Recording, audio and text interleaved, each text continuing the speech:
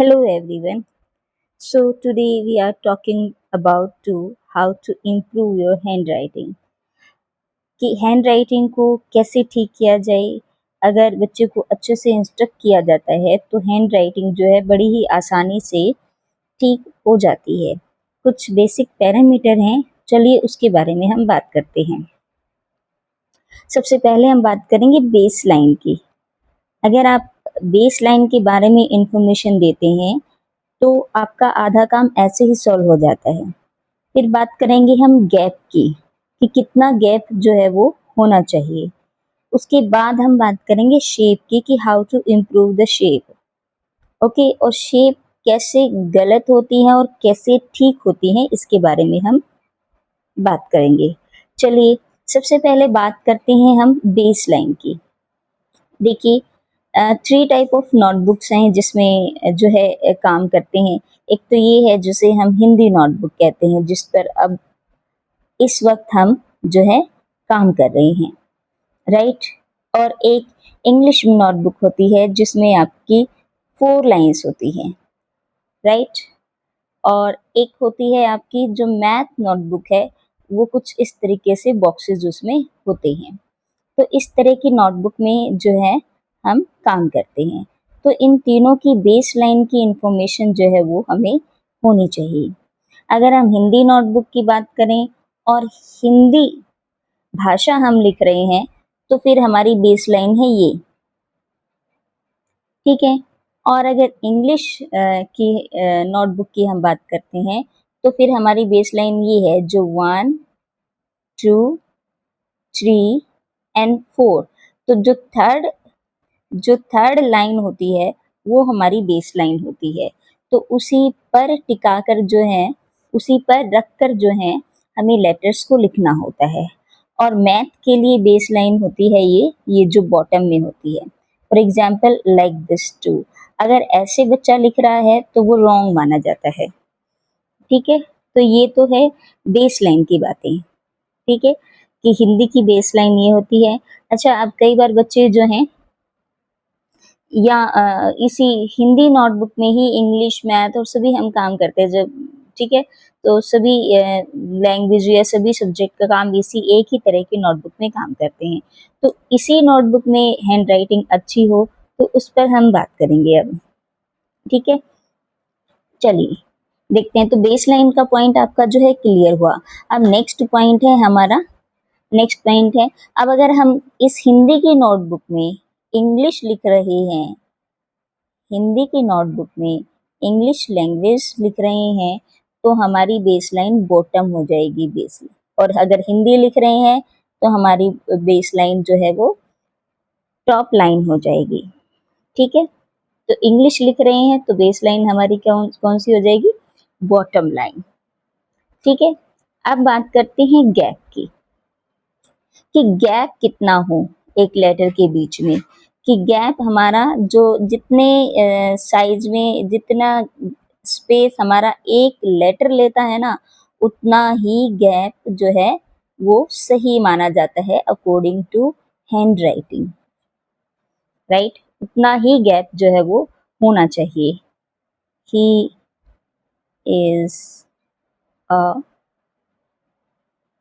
Not too tight and not too loose. ना तो ज़्यादा टाइट हो और ना ही ज़्यादा लूज हो, राइट। अगर कोई इस तरीके से लिखता है कि उसने इतना टाइट लिखा है तो ये जो है रॉन्ग पैटर्न हुआ, ये बहुत ज़्यादा टाइट हो गया, राइट। तो ये है गैप की बात। और अगर कोई इतना इतना लूज लिखता है तो वो हमें वो भी नहीं लिखना। कि देखिए,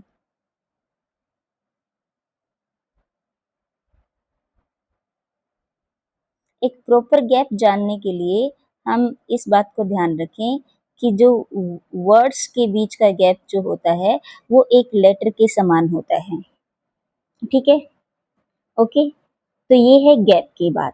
अच्छा, गैप हम दूसरे की भी बात करेंगे। एक तो हम इस एंगल में लिख रहे हैं, राइट। तो जब ऐसे हम लिख रहे हैं तो हमारे लेटर्स या हमारा कोई भी वर्ड आपस में टच नहीं होना चाहिए, राइट।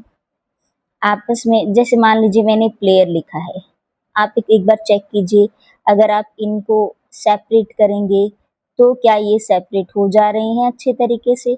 अगर ये सेपरेट हो जा रहे हैं और आपको ठीक दिखाई दे रहे हैं तो इसका मतलब ये लेटर बिल्कुल सही लिखा हुआ है, ये वर्ड बिल्कुल सही लिखा हुआ है। लेकिन अगर इतना टाइट लिखा हुआ है कि आप इसको सेपरेट ही नहीं कर पा रहे हैं, आप इसको सेपरेट ही नहीं कर पा रहे हैं, तो ये आपने बहुत टाइट कर दिया है। हर लेटर को अपना एक स्पेस चाहिए, एक लेटर का अपना एक स्पेस होता है। अच्छा, ये भी क्वेश्चन उठता है कि कितना स्पेस होता है। जैसे हम मोबाइल फ़ोन में या कंप्यूटर में टाइप करते हैं तो वहाँ एक कर्सर होता है ना, एक लेटर लिखा फिर वो आगे चला गया, एक लेटर लिखा फिर वो आगे चला गया, ऐसे आगे चलता रहता है वो। इट मीन्स वो उतना ही आगे जाता है जितना कि एक लेटर में गैप हो। ठीक है, तो हमारे हमने कुछ इस तरीके से लिखना है, यानी हमारी लेटर्स जो हैं वो ना तो ऐसे टच होने चाहिए और न ना ऐसे टच होने चाहिए, ऊपर से नीचे भी टच नहीं होने चाहिए। उसके लिए भी एक मेथड है कि हम पहले बच्चों को ये समझाएं, जैसे नीचे आने वाले लेटर्स को समझाएं कि नीचे आने वाले लेटर्स कौन से हैं, ऊपर जाने वाले लेटर्स कौन से हैं, जैसे ये बीच में रहने वाले लेटर्स हैं। ठीक है, तो उनके बारे में भी इंफॉर्मेशन दें, ताकि जो ऊपर वाला लेटर है फॉर एग्जांपल जे, तो ये नीचे वाले लेटर से टकराए ना, टच नहीं होना चाहिए ये। ठीक है, तो ये थी हमारी गैप की, ना तो वो हॉरिजेंटल टकराएगा ना वो वर्टिकल टकराएगा, आपस में नहीं टकराने चाहिए। हमें एक लेटर को पूरा स्पेस जो है वो देना चाहिए। ठीक है, तो यहाँ तक की बात क्लियर होगी।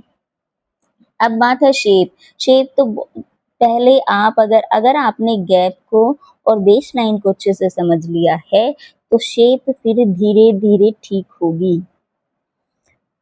ठीक है, शेप जो है वो बिल्कुल धीरे धीरे आराम से जो है वो ठीक होगी। ठीक है, सबसे पहले हम बात करते हैं, हमें ये नोटिस करना है कि जो इंग्लिश की नोटबुक है, फॉर एग्जाम्पल 4 लाइन्स की नोटबुक है। ठीक है, तो ये जो मैंने कहा है कि थर्ड लाइन बेस लाइन मानी जाती है हमारी, इसको हम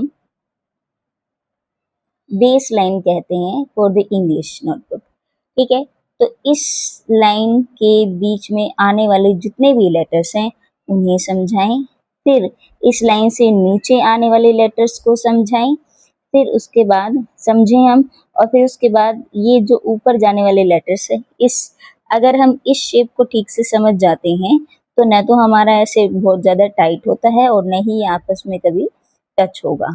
फॉर एग्जाम्पल, जैसे बीच की लाइन में आने वाले लेटर्स कितने होते हैं, जैसे ए हो गया हमारा, सी हो गया, ई होता है, आई होता है,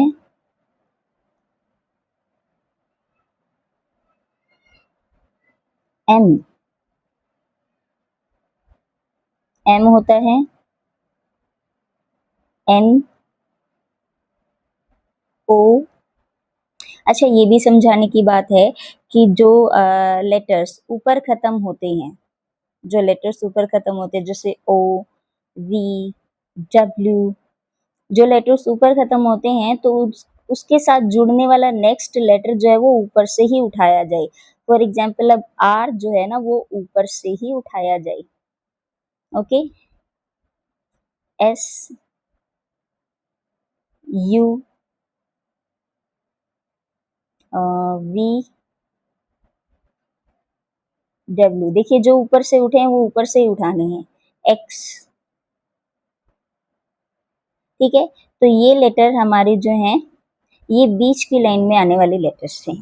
ठीक है, तो इनकी शेप को हमने कुछ एक जैसा ही रखना है, ये ऊपर नीचे नहीं होने चाहिए, कुछ ऐसे नहीं होने चाहिए कि भाई फॉर एग्जांपल जो जब हम एल लिखते हैं, फॉर एग्जांपल हमने लिखना है, हमने लिखना है मेल, तो एल ऊपर जा रहा है और ई नीचे है, एल जो है अपना ऊपर जा रहा है और ई नीचे, तो बीच में रहने वाले देखो बीच में रह गए और ऊपर जाने वाले लेटर्स ऊपर चले गए, राइट। तो इस तरीके से अगर हम ध्यान दें तो हमारी राइटिंग जो है वो ऑटोमेटिकली ठीक होने लगेगी। ठीक है, अब हम बात करेंगे ऊपर जाने वाले लेटर्स के बारे में। फॉर एग्जाम्पल ऊपर जाने वाले कौन से हैं, बी, या आप इसको ऐसे भी बना सकते हैं सिंपल तरीके से, डी,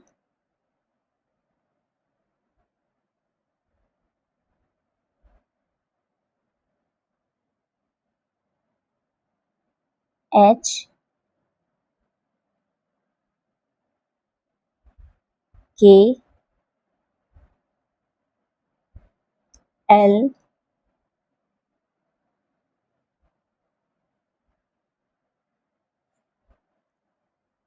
टी।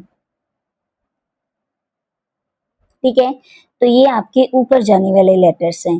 तो इसमें भी आप अब ये ध्यान रखेंगे कि ये जो है इनकी शेप जो है वो एक ही जैसी हो। ठीक है, अच्छा इसमें अब बीच में एफ रह गया, एफ आपका एफ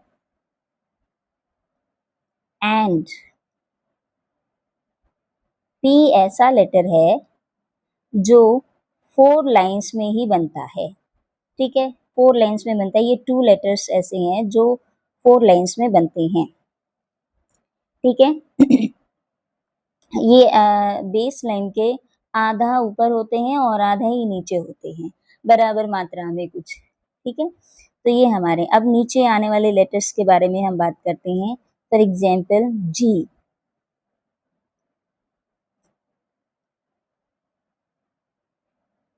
एफ इधर आ गया, जी,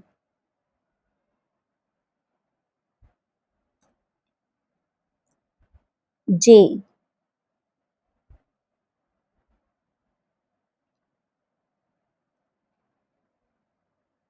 क्यू,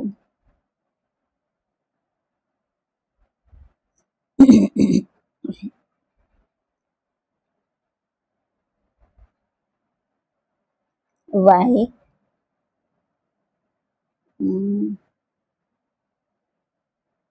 वाई, जेड। ठीक है, तो ये हमारे 6 लेटर हुए, ये हमारे 5 लेटर हुए, ये हमारे 2 लेटर हुए, ये हमारे 13 लेटर्स हुए। अब देखिए अब बात बिल्कुल क्लियर है कि कौन से लेटर को कितने एंगल में कैसे बनाना है। अब मैं समझाना क्या चाह रही हूँ कि ये जो लेटर्स नीचे निकले हैं, ये जो नीचे वाले लाइन में आए, तो इनके लिए जो स्पेस है ये हमें छोड़ना होगा। ठीक है, तो देखो एक तो तरीका, वैसे तो बिल्कुल सही तरीका तो ये होता है, जो हमारी ये नोटबुक का जो ये स्पेस है ये लगभग 6 इंच कुछ होता है, तो ठीक है, तो इसके हाफ में लिखना होता है। लेकिन जनरली हम क्या करते हैं, हम इसके 1/3 हिस्से में जो है लिखते हैं। ये वाला स्पेस जो हम छोड़ते हैं ये इसलिए छोड़ते हैं ताकि ऊपर से जो नीचे आ रहा है वो ना टकराए। ठीक है, जूनियर क्लासेस में तो कई बार हम क्या करते हैं कि भाई जो छोटे बच्चे हैं उनको लाइन को स्किप करके लिखवाते हैं कि आप लाइन को स्किप करके लिखिएगा। ठीक है, तो उससे क्या हो जाता है उनके जो, लेकिन अगर सीनियर क्लासेस की बात है या कोई बड़ा आदमी जो है वो काम कर रहा है तो उसको तो इन चीज़ों को ध्यान रखना होगा कि जो हमारे लेटर्स जो है वो आपस में ना टकराएं। अगर इन चीज़ों, अब यहाँ ही बात खत्म नहीं होती है कि यहाँ ही राइटिंग ठीक हो जाएगी, नहीं, आपकी प्रैक्टिस से होगी। पहले आपको इसकी प्रैक्टिस करनी होगी इस तरीके से, फिर इनको वर्ड में कन्वर्ट करना होगा।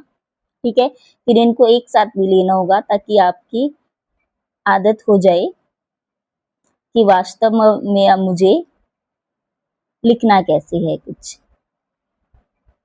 कुछ इस तरीके से ऐसे हम वर्ड बना सकते हैं। ठीक है, ताकि अब हमारी शेप जो है बिल्कुल ठीक हो। ठीक है, so that's all for today. कल हम आगे और बात करते हैं कि how to practise for good hand writing. Okay, video अच्छी लगे तो like, subscribe and share. Thank you for watching.